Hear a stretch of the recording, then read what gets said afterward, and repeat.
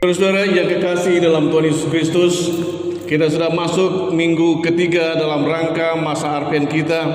Artinya memberitahukan kepada kita bahwa kedatangan Tuhan, peringatan kedatangan Tuhan semakin dekat dan semakin nyata di dalam kehidupan kita dalam dunia ini. Oleh sebab itu, tema kita hari ini, firman Tuhan yang saya akan jelaskan hari ini, Yesus pasti datang. Yesus pasti datang. Saya dasari firman Allah dengan Yohanes 14 ayat 3 yang berbunyi demikian. Dan apabila aku telah pergi ke situ dan telah menyediakan tempat bagimu, aku akan datang kembali dan membawa kamu ke tempatku, supaya di tempat di mana aku berada, kamu pun berada. Wahyu pasal 22 ayat 7 berkata, sesungguhnya aku datang segera. Berbahagialah orang yang menuruti perkataan-perkataan nubuat kitab ini. Saudaraku yang kekasih dalam Yesus Kristus, Yohanes pasal 14 ayat 3 terkatakan Tuhan menyiapkan tempat. Setelah siap semuanya, Tuhan jemput kita, membawa kita ke tempat yang telah Tuhan siapkan. Wahyu pasal 22 ayat 7 mengatakan dia datang segera. Segera dalam pemahaman di sini bukan besok, bukan lusa, tetapi yang jelas kita tidak tahu kapan. Apakah besok atau lusa itu urusan Tuhan, kekuasaan Tuhan dan wewenang Tuhan.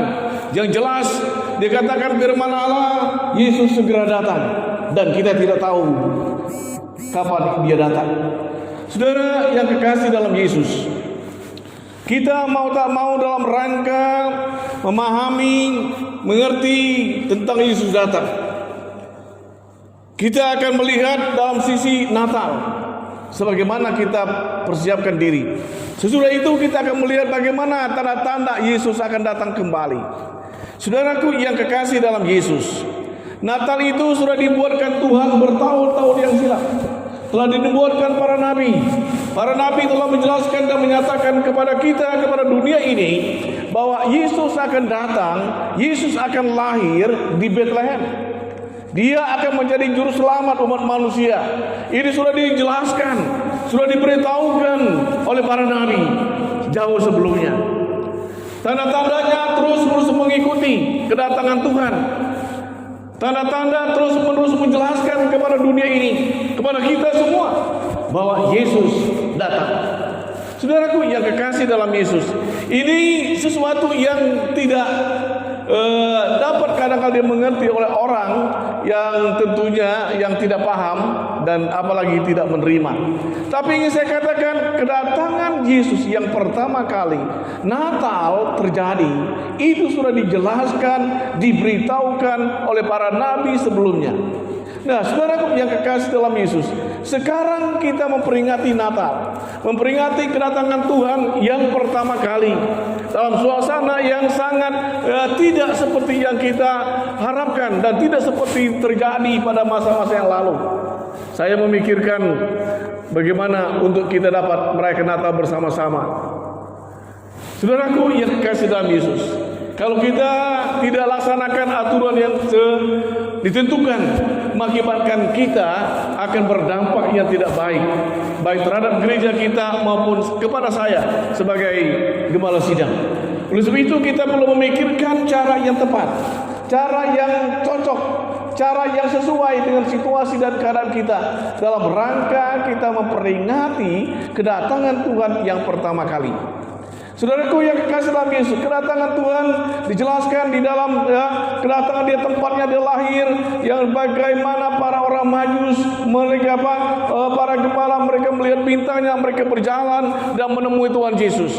Artinya tanda yang dikatakan di sini, para bintang-bintang di situ menyatakan tentang kedatangan Yesus dan menjelaskan kepada kita bahwa tempat di mana Yesus ada dijelaskan di situ.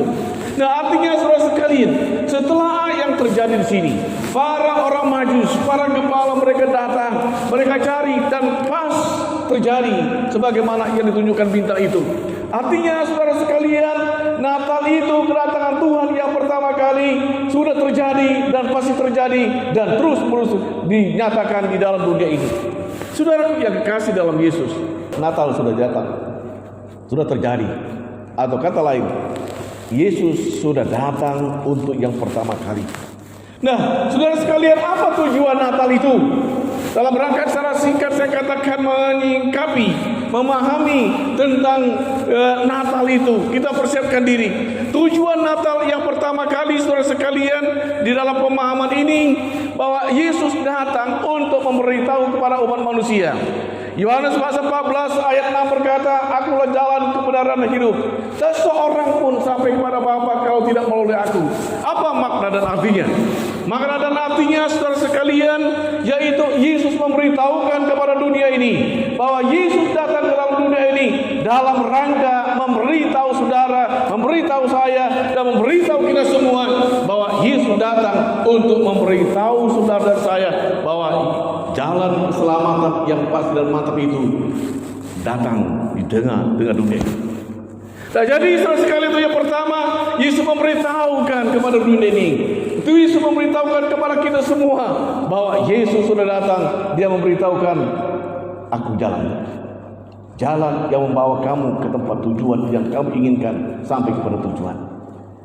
Itu yang pertama, dia memberitahu saudara sekalian. Kata firman Tuhan, "Akulah jalan, kebenaran, hidup. Tak seorang pun sampai kepada Bapa kalau tidak melalui aku." Berjelas, tegas bahwa Yesus menjelaskan, melalui Yesus, percaya kepada Yesus, sebagai umat Tuhan, kita mempunyai jaminan kepastian itu. Nah, saudaraku yang kekasih dalam Yesus Kristus, Yesus juga menjelaskan kepada kita tujuan dia dalam rangka supaya kita paham, kita mengerti apa yang dikatakan firman Allah. Saudaraku yang kekasih dalam Yesus, tujuan dia memberikan ketenangan hidup. Yesus datang bukan sekedar datang dan ada di tengah-tengah dunia ini. Bukan saja hanya berbicara, menjelaskan bahwa Yesus memberitahukan jalan. Tetapi Yesus datang ke dalam dunia ini dalam rangka dia ingin memberikan ketenangan hidup kepada umat manusia. Dia memberikan kedamaian kepada umat manusia. Maka tatkala dia datang, tatkala dia bangkit dari antara orang mati, maka yang pertama kali Allah katakan, Yesus jelaskan, "Damai sejahtera bagi kamu." Artinya kedatangan Yesus yang pertama kali menjelaskan, memberitahukan bahwa Yesus memberikan ketenangan hidup kepada setiap orang yang percaya, kepada setiap orang yang mengikut dia. Artinya, saudara sekalian, Yesus datang. Dia punya tujuan supaya umat manusia mengalami ketenangan, mengalami kedamaian di dalam kehidupan dia. Karena damai dan ketenangan itu tidak ada jualannya, hanya diberikan Tuhan kepada umat manusia. Saudaraku yang dikasih dalam Yesus. Jadi, saudaraku, kita tidak ada waktu untuk membicarakan lebih luas. Tapi secara singkat ini saya katakan, tujuan Yesus datang ke dalam dunia yang pertama kali yaitu memberikan damai sejahtera.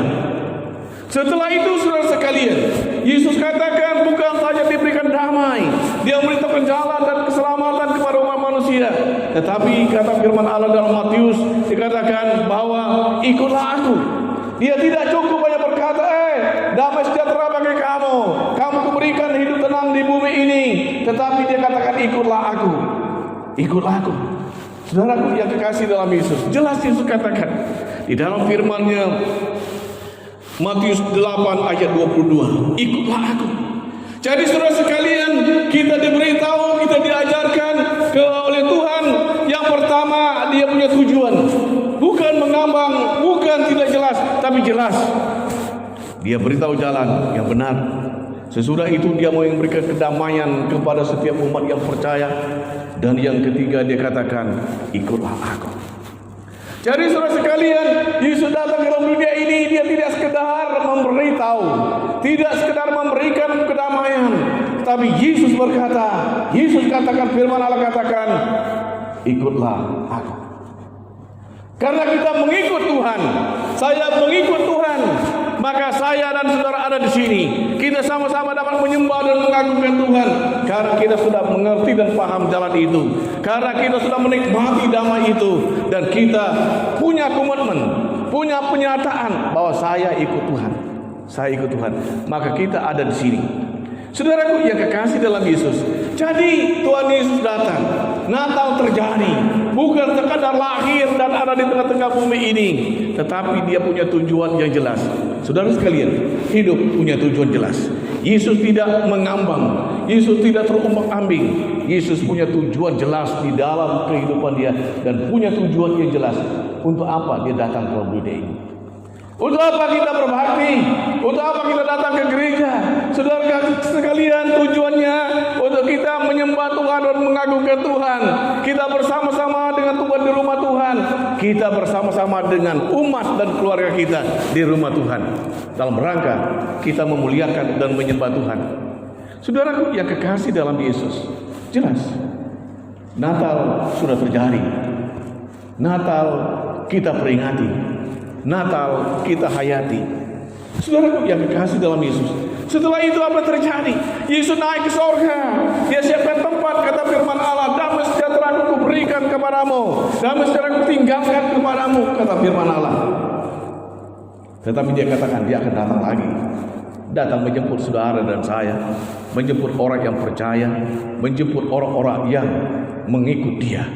Saudaraku yang kekasih dalam Yesus, dia akan datang lagi. Nah, bagaimana tanda-tanda kedatangan Tuhan yang kedua kali? Tanda-tandanya sudah jelas, di mana kedurhakaan semakin terjadi, kesusilaan semakin terjadi, kejahatan semakin terjadi di mana-mana.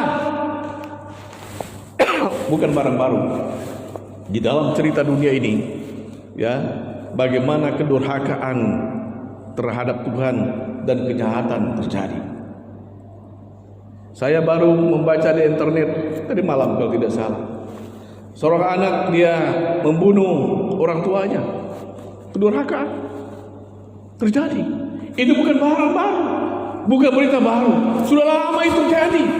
Artinya saudara sekalian, sebagaimana seharusnya seorang anak dia menjaga, dia menolong orang tuanya, tetapi dia menjadi pembunuh orang tuanya.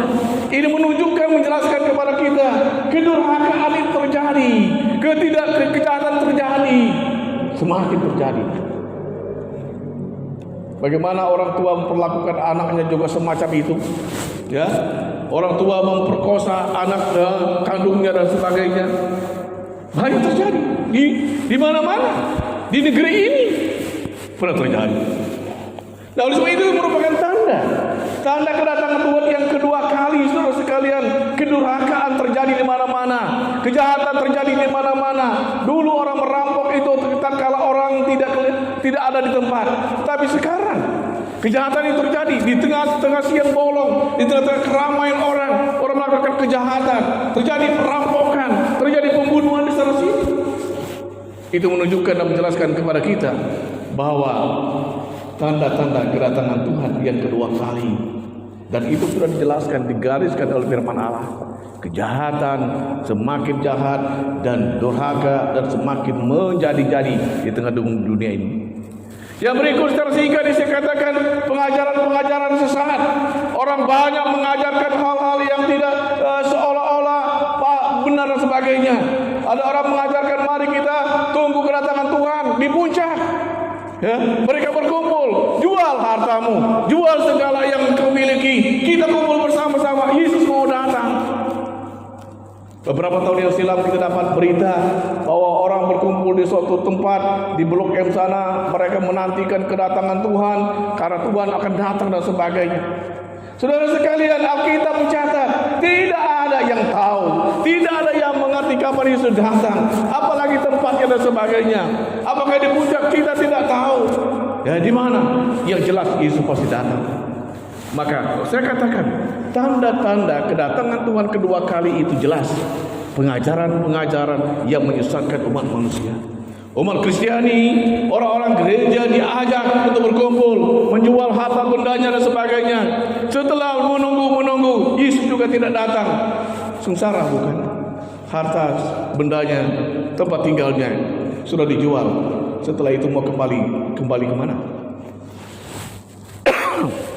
Saudara, itu bagian daripada tanda-tanda kedatangan. Secara singkat ini saya katakan tanda-tanda kedatangan Tuhan yang kedua kali, di mana peperangan demi peperangan terjadi di tengah-tengah dunia ini.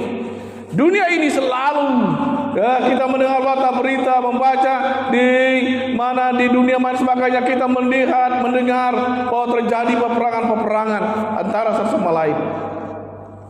Di Timur Tengah baru terakhir ya Armenia dengan Azerbaijan itu ya mereka sudah berdamai dalam hati, ada perjanjian gencatan senjata. Banyak terjadi dengan peperangan di sana sini. Ada berkata bahwa ini akan memicu perang dunia ketiga. Saudara sekalian, itu menjelaskan, itu menyatakan kepada kita, menjelaskan di mana kebenaran Alkitab jelas. Peperangan demi peperangan, kejahatan demi kejahatan, kedurhakaan demi kedurhakaan terjadi. Itu sudah dijelaskan dalam Alkitab dan itu terjadi. Dengan demikian, Bapak Ibu sekalian, kedatangan Tuhan yang kedua kali, tanda-tandanya sudah ada. Seperti saya katakan tadi, tanda-tanda kedatangan Tuhan yang pertama kali sudah ada tanda-tandanya jelas terjadi dan terjadi. Dan kedatangan Tuhan yang kedua kali sudah jelas tanda-tandanya dan itu akan terjadi. Tetapi waktunya kita tidak tahu. Nah, saudaraku yang kasih dalam Yesus, apa tujuan daripada kedatangan Tuhan yang kedua kali? Itu agak berbeda dengan kedatangan Tuhan yang pertama sekali. Saudara sekalian, Tuhan datang kedua kali dalam rangka untuk memberi upah. Jadi saudara sekalian, Yesus datang yang pertama kali memberitahu, menjelaskan tentang tujuannya, yaitu memberitahu, memberikan damai sejahtera, dan dia mengajak mengikut Tuhan. Tujuan kedatangan Tuhan yang kedua kali tidak mengajak, tetapi dia menjemput saudara dan saya. Dia menjemput saya, membawa kita ke tempat yang telah Tuhan siapkan. Itulah tujuan daripada kedatangan Tuhan yang kedua kali. Tetapi bukan saya sampai di sana di tujuan itu, tetapi Tuhan mau memberikan upah kepada orang-orang yang percaya kepada mengikut Dia berdasarkan perbuatan-perbuatannya. Saudara sekalian, aktivitas kita, perbuatan kita yang kita lakukan, yang kita kerjakan selama di bumi ini, maka kita akan mendapatkan upah. Saudaraku yang kekasih dalam Yesus, kalau kita membaca Matius pasal 16 ayat 27, Tuhan memberikan upah, membalas perbuatan baik umat Tuhan. Jadi kalau saudara dan saya melakukan perbuatan baik dalam kehidupan hari ke hari, mungkin dibalas dengan hal-hal yang tidak menyenangkan dari orang, tetapi di mata Tuhan dicatat oleh Tuhan, dan Tuhan akan membalas perbuatan baik saudara dan saya. Dibalas, tidak kosong saja. Mungkin secara manusia kita melihat berbuat baik, kita sedang melakukan kebaikan, tetapi ada istilahnya dibalas dengan hal-hal yang tidak menyenangkan. Bukan diberikan upah, tetapi saya katakan, firman Allah katakan, perbuatan baik kita mendapat upah, diberikan upah oleh Tuhan untuk kita semua. Tetapi upah itu bukan keselamatan. Keselamatan itu sudah dikantong, ya. Surga itu bagi kita yang percaya Tuhan Yesus, kata firman Allah, sudah dikantong kita, sudah milik kita. Upah itu diberikan kepada kita karena selama kita beraktivitas di bumi ini, Tuhan menghitung kebaikan kita semua. Manusia tidak menghitung, manusia bisa menyepelekan, tetapi Tuhan tidak menyepelekan. Tuhan tetap mencatat, Tuhan tetap mempertimbangkan, dan Tuhan akan membalas kebaikan kita. Nah, itu saudara sekalian yang bagian daripada tujuan itu. Selain itu, saudara sekalian, tujuan Tuhan datang kedua kali dalam rangka menganugerahkan keselamatan kekal. Jadi tujuan Yesus datang ke dalam dunia ini yang kedua kali menganugerahkan keselamatan kekal, kehidupan kekal itu diberikan tatkala Yesus datang kedua kali, bukan datang pertama kali dalam rangka real. Yesus datang kedua kali, Dia jemput kita, Dia bawa kita, dan di tempatnya itulah tempat yang kekal. Tuhan anugerahkan, Tuhan berikan kepada saudara dan saya tatkala kita bersama-sama dengan Dia, dan kita bersama-sama dengan Dia di surgawi yang telah Tuhan siapkan. Orang berkata, umat Kristiani itu berpikiran picik, Dia tidak mau lagi hidup memikirkan dunia ini, tetapi jauh ke depan. Saudara sekalian, memang seorang Kristiani dia harus berpikir jauh ke depan, bukan di bumi ini, karena bumi ini akan berakhir dan dia akan mengakhiri hidup di bumi dan dia menuju masa depan. Maka pikiran kita jangan sampai di bumi saja. Jangan hanya sampai kepada makan dan minum hari ini, tapi kita berpikir ke depan. Dan Yesus datang kedua kali, dia akan menganugerahkan keselamatan kekal. Dia akan menganugerahkan kehidupan kekal itu kepada saya, kepada kita semua. Saudara sekalian, itu tujuan kedatangan Tuhan yang kedua kali. Nah, saudara yang kekasih dalam Yesus, tujuan Tuhan datang kedua kali bukan saja sampai di situ, tetapi dia memberikan mahkota. Di dalam firman Allah katakan 2 Petrus pasal 4 ayat 8, 1 Petrus 5 ayat 4, dikatakan menganugerahkan mahkota. Saudara dan saya, kita semua diberikan mahkota oleh Tuhan. Diberikan suatu mahkota, tanda keberhasilan kita, tanda anugerah Tuhan, pemberian Tuhan, mahkota, karena kita sampai kepada tujuan. Jadi, saudara yang kekasih dalam Yesus, kita sekarang mungkin tidak dapat apa-apa dalam pemahaman manusiawi, kemanusiaan kita, tapi ingin saya katakan, saudara dan saya, para umat Tuhan yang setia kepada Tuhan, kita akan mendapatkan atau diberikan mahkota. Diberikan mahkota kemuliaan yang Tuhan berikan, yang tidak terbayangkan oleh pikiran dan pandangan manusia. Nah, oleh sebab itu, saudaraku yang kekasih dalam Yesus, itulah beberapa tujuan. Banyak hal, tetapi tidak mungkin kita jelaskan dalam waktu yang singkat ini. Oleh sebab itu, saudara sekalian, apa yang kita buat, apa yang kita kerjakan sekarang ini, apa masa sekarang, apa yang kita lakukan dalam rangka menantikan kedatangan Tuhan. Yang pertama, saudara dan saya perlu memahami dan meninggalkan kefasikan dan hidup duniawi. Saudara sekalian, ini yang kita kerjakan, ini yang kita lakukan sekarang dalam rangka menantikan kedatangan Tuhan, dalam rangka hidup menikmati bersama-sama dengan Tuhan di bumi ini. Kita diminta untuk meninggalkan kefasikan dan hal-hal duniawi. Inilah yang saya katakan pada waktu yang lalu, itu suatu perjuangan di dalam diri kita, suatu perlawanan, peperangan dalam diri kita. Kita harus meninggalkan kefasikan, kita meninggalkan keinginan-keinginan dunia ini. Ini bukan dari luar, tetapi dari dalam diri kita terjadi peperangan-peperangan, terjadi pemberontakan-pemberontakan. Ini yang saya sebut sulit dalam kehidupan kita. Tetapi dalam rangka itu, saudara sekalian, Tuhan akan memampukan kita. Maka kita perlu terus-menerus bergaul dengan Tuhan, bersama-sama dengan Tuhan, minta kekuatan daripada Tuhan, minta kemampuan daripada Tuhan, karena hanya Tuhan yang bisa memampukan saya, memampukan Bapak Ibu sekalian untuk tetap berdiri tegak dan dapat meninggalkan kefasikan dan meninggalkan hal-hal dunia. Hanya Tuhan. Kekuatan saya dan saudara tidak bisa, tidak mampu, karena kita, kata firman Allah, daging lemah, roh penurut. Saudaraku yang kasih dalam Yesus. Nah, jadi itu yang kita lakukan, meninggalkan kefasikan dan melakukan hal-hal yang baik, meninggalkan keinginan dunia ini. Dan yang kedua yang kita lakukan, yang ingin saya sampaikan, saudara sekalian, hidup adil di tengah-tengah dunia ini, hidup bersama-sama dengan Tuhan dan sesama umat Tuhan. Jadi kita di sekarang ini, saudara sekalian, kita diminta hidup bersama-sama dengan umat Tuhan di tengah-tengah dunia ini dalam rangka menyampaikan, menjelaskan dan berperilaku adil di dalam kehidupan hari kesehari.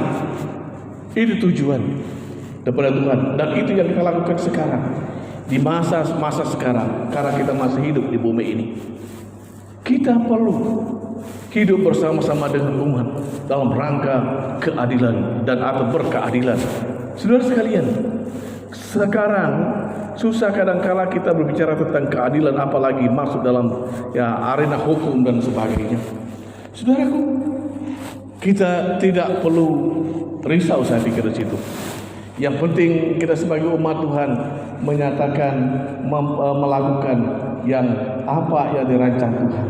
Dan ini tidak gampang, membutuhkan kekuatan, membutuhkan pertolongan, membutuhkan anugerah Tuhan buat saudara dan saya.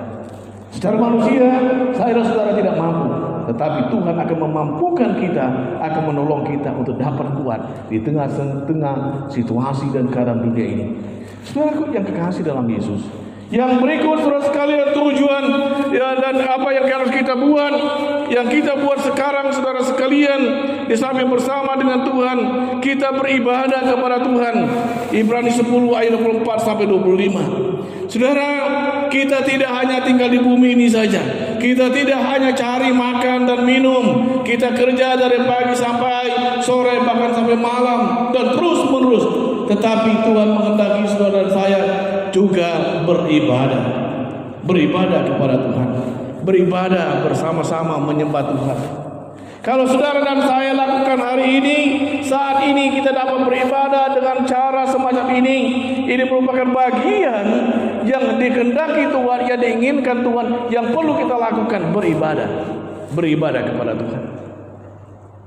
Dengan beribadah itu, saudara dan saya bisa bersekutu dengan Tuhan, bersama-sama dengan Tuhan, dan bersekutu dengan sesama. Kita dapat saling kuat menguatkan. Dengan kita beribadah, kita dapat saling memperhatikan, saling mempedulikan, saling menguatkan satu sama lain. Maka itu yang perlu kita lakukan zaman sekarang, waktu dunia sekarang ini kita perlu lakukan. Saudaraku yang kekasih dalam Yesus, situasi tidak mendukung kita dengan leluasa. Ada di antara kita yang mengusulkan kapan kopi persahabatan kembali. Natal kita ada yang mengusulkan ada persahabatan setelah ibadah. Saudara sekalian, tidak memungkinkan itu. Tidak memungkinkan. Situasi kadang sekarang tidak memungkinkan. Kita ingin, saya kadang-kala ingin bersekutu dengan Bapak Ibu sekalian. Tetapi saya ada perasaan bagi saya, bagaimana nanti, apakah ada bagaimana ya, maksud saya ada satu kesan, ada perasaan. Saya juga merasa, yang dikunjungi juga merasa, dan macam-macam perasaan itu. Maka kita harus menahan diri, menahan diri. Ada saudara keluarga kami dari Bengkulu meninggal, kita tidak bisa bersilaturahmi karena situasi dan keadaan tidak memungkinkan. Nah, jadi saudara sekalian, jadi sekarang kita beribadah, atur waktunya, kita atur sedemikian rupa kita beribadah. Natal kita tanggal 24 dan 25. Saya dan majelis sekarang lagi memikirkan bagaimana cara mengatur yang tepat, yang baik, yang menolong sesama, menguatkan kita sesama, dan tidak menjadi dampak yang baik, yang tidak baik kepada kita. Bapak sekalian, saya mempelajari Pak Yunus kirim penjelasan dari Menteri Agama tentang ibadah Natal. Saya sudah baca dan saya pahami, tapi terus umur saya tidak gampang menyelesaikan pemahaman itu. Butuh waktu, pertimbangan matang. Saudara sekalian, yang jelas kita akan memperingati kedatangan Tuhan yang pertama kali Natal tanggal 24, dan juga ibadah Natal tanggal 25, umat besar. Kita beribadah, tapi apakah kita satu kaligus, serentak, atau dua kali? Masih dalam satu pemikiran matang.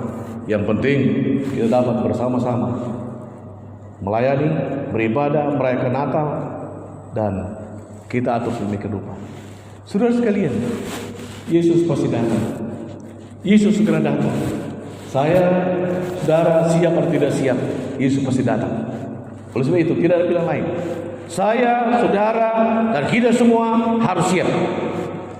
Siap menyambut kedatangan Tuhan yang pertama, yang kedua kali. Menyambut kedatangan Tuhan yang menjemput saudara dan saya. Yesus pasti datang. Yesus pasti datang. Menjemput saya, menjemput saudara, membawa kita semua ke tempat yang telah Tuhan siapkan. Mari kita setia, mari kita taat, mari kita melayani, dan kita berbuat sesuatu untuk Tuhan dan bersama kita.